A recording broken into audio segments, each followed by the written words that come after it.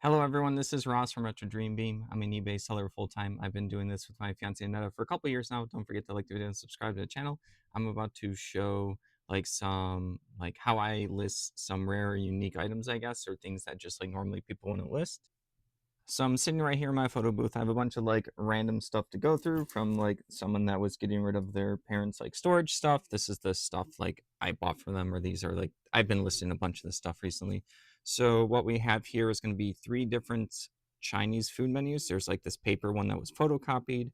We have like a legit like printed one from this place called Dynasty, and then we also have this kind of bent one, but it's like one of their sit down menus for a place called Forbidden City. All these places I'll double check, but these were all places in Illinois. They do not exist anymore. So my thought process for this one, since it's not as fancy, they literally were just like, this is also the Forbidden City place. I could lot them together. I'm just going to do this one probably separately. I'll probably list this one for 20 just because it doesn't look as cool. This one right here, I'll probably list between 35 to 45. Someone might have like a good memory of this place. This menu is still pretty good. I mean, the prices are a lot cheaper. Like if you actually look at that, it's just like, it's crazy to think about, right? So this one's pretty cool. And then this one I think is the coolest. Unfortunately, it has some like damage to it, but it doesn't matter. So it's bent due to bad storage. But if you open it up, this is like what people would get when they were, there would be the specials up there. Here's a different bunch of like cocktails and stuff. And yeah, there's their full-on menu. This page right here is kind of like ripped out. So yeah, I'll disclose that. It's just like the little rubber band binding on the outside isn't fully there anymore. I think it's like missing one. But yeah, this is a pretty cool, unique item. I know some people might be like screaming or cringing, or this might be controversial, but yeah, I'm gonna throw this up for $100.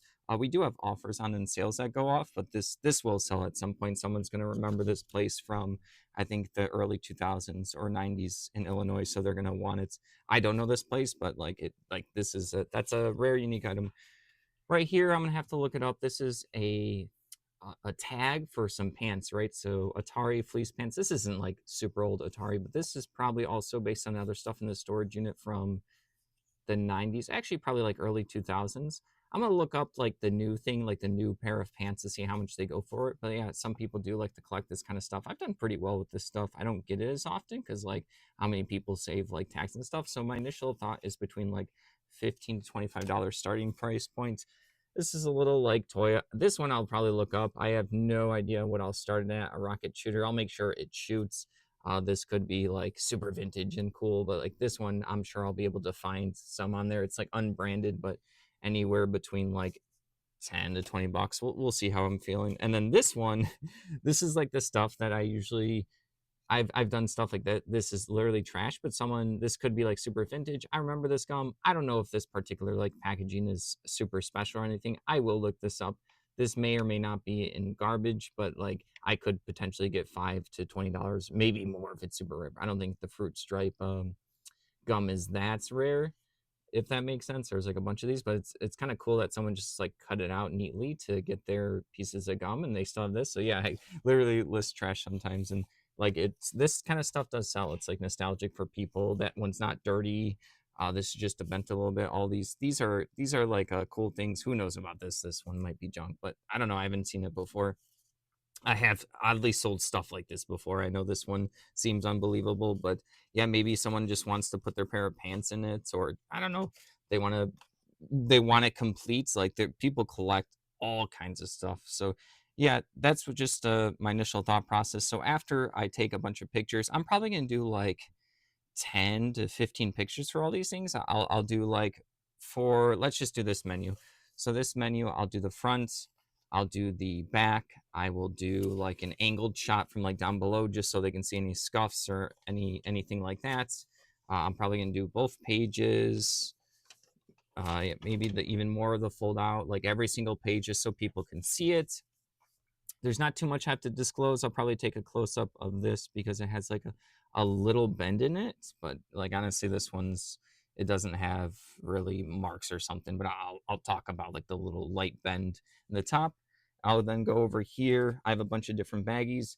These look disorganized, but they are by size. There's like small, next biggest, smallest, bigger than that size. This one's bigger than that size. These were just loose extras because there was a day where I was just listing magazines. I wanted these on the top because I was just like doing them really quickly. So then we have these two sizes are the same. I have some with the Ziploc right here, the little like snap shut, and then these are they have like a little peel that you peel off. Those do they're basically almost the same size, depending on the magazine. Like one of them's gonna be this one has like the edges where they can't fully open without me ripping it. So this is slightly smaller than that one. And then on the bottom is more of like these kinds.